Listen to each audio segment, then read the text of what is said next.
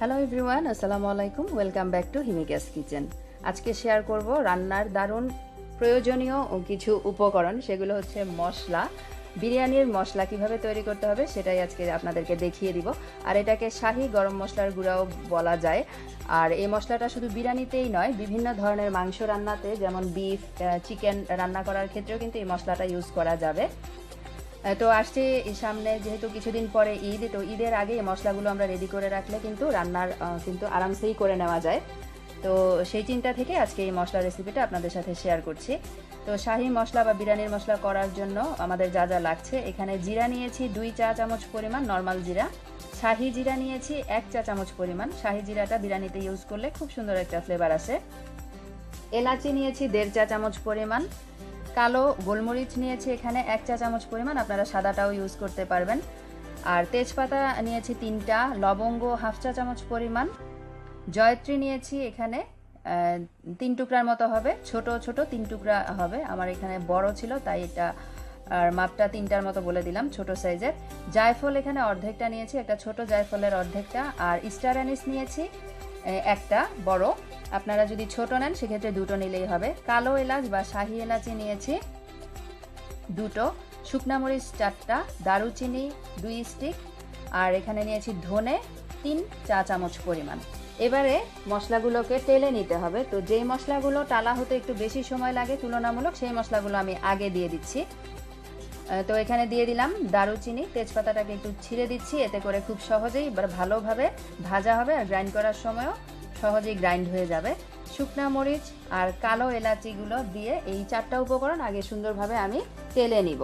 চুলার আঁচটা কিন্তু ফ্রাই প্যানটা গরম হয়ে যাওয়ার পরে মিডিয়ামে করে দিতে হবে। খুব বেশি হাই হিটে মশলাগুলো ভাজা যাবে না, তাহলে ঠিকমতো ভাজা হবে না, তাড়াতাড়ি কালার চলে আসবে আর ফ্লেভারও নষ্ট হয়ে যাবে। এই যে দেখতে পাচ্ছেন, যখন মশলাগুলো প্রায় 80%-এর মতো ভাজা হয়ে যাবে, হালকা একটু লাল লাল কালার চলে আসবে, তখন এতে একে একে বাকি মশলাগুলো অ্যাড করে দিব।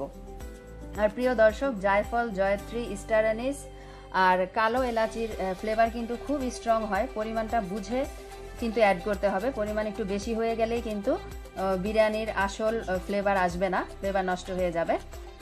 সবগুলো মশলা আমি একে একে দিয়ে দিচ্ছি। আর মশলার পরিমাপগুলো সহ মশলার নাম কিন্তু ডিসক্রিপশন বক্সে লিখে দেওয়া থাকবে আপনাদের সুবিধার জন্য। আর আমার চ্যানেলে মাংস রান্নার আরেকটা মশলার রেসিপি আমি আপলোড করেছি, সেই লিঙ্কটা ডিসক্রিপশন বক্সে দিয়ে দিব, আপনারা প্রয়োজনে চেক করে নিতে পারবেন। এখন চুলার আঁচটাকে মিডিয়ামে রেখে অনবরত নেড়ে সুন্দরভাবে এগুলোকে ভেজে নিতে হবে। দেখতে পাচ্ছেন মশলাগুলো কিন্তু ফুটছে, ধনে জিরা খুব সুন্দরভাবে এগুলা ফুটছে আর ভাজা হচ্ছে আর সুন্দর একটা অ্যারোমা ছড়াচ্ছে। এই যে 3 মিনিটের মতো আমি ভেজে নিয়েছি, এগুলো সুন্দরভাবে ভাজা হয়ে গেছে, কালার চেঞ্জ হয়ে এসেছে আর সুন্দর একটা ফ্লেভার বের হয়েছে।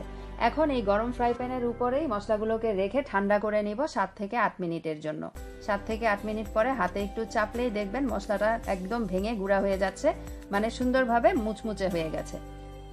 এখন একটা মিক্সার গ্রাইন্ডারে নিয়ে আমি এগুলোকে ব্লেন্ড করে নিব। আপনারা আপনাদের সুবিধা অনুযায়ী পাটায় পিষে নিতে পারেন, ব্লেন্ডারেও করে নিতে পারেন। আমি মশলাগুলোকে 2 বারে গ্রাইন্ড করে নিব সুন্দরভাবে গ্রাইন্ড হওয়ার জন্য। প্রথমে অর্ধেকটা করে নিচ্ছি, এরপরে বাকি অর্ধেকটা মিশিয়ে আমি গ্রাইন্ড করে নিব। এই যে দেখতে পাচ্ছেন, বাকিগুলো দিয়ে দিচ্ছি সুন্দরভাবে গ্রাইন্ড করে নেওয়ার জন্য।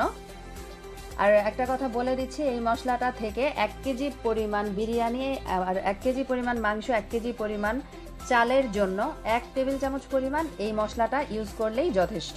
যেহেতু আমরা আস্ত কিছু গরম মশলাও ইউজ করি বিরিয়ানি রান্নার সময়, তাই 1 টেবিল চামচ থেকে বেশি পরিমাণে দেওয়া যাবে না। এই যে দেখতে পাচ্ছেন সুন্দরভাবে মশলাটা কিন্তু একদম পাউডার করে নিয়েছি। এখন একটা এয়ারটাইট বয়ামে ভরে এটাকে রেখে দিব, আর যখন প্রয়োজন তখন বের করে রান্নাতে ব্যবহার করব। এই যে ছোট ছোট হাতটা দেখতে পাচ্ছেন, এটা আমার একমাত্র ছেলে আরশ আব্দুল্লাহর। ও যখন বাসায় থাকে আমি ভিডিও করার সময় তখন আমাকে হেল্প করে, আর বেশিরভাগ সময় ও যখন স্কুলে থাকে তখনই আমি ভিডিওগুলি করি, তাই আসলে খুব একটা দেখতে পায় না, তাই যখন দেখে খুব এক্সাইটেড থাকে, তাই আমাকে হেল্প করতে চায়।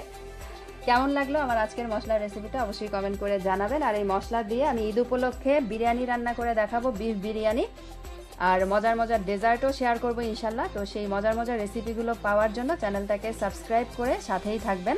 আমি বয়ামে ভরে নিয়েছি, এখন মুখটাকে খুব ভালোভাবে আটকিয়ে শুকনা জায়গায় এটাকে রেখে দিব। আজকের মতো তবে বিদায় নিচ্ছি, সবাই খুব ভালো থাকবেন, আমার জন্য দোয়া করবেন। আল্লাহ হাফেজ।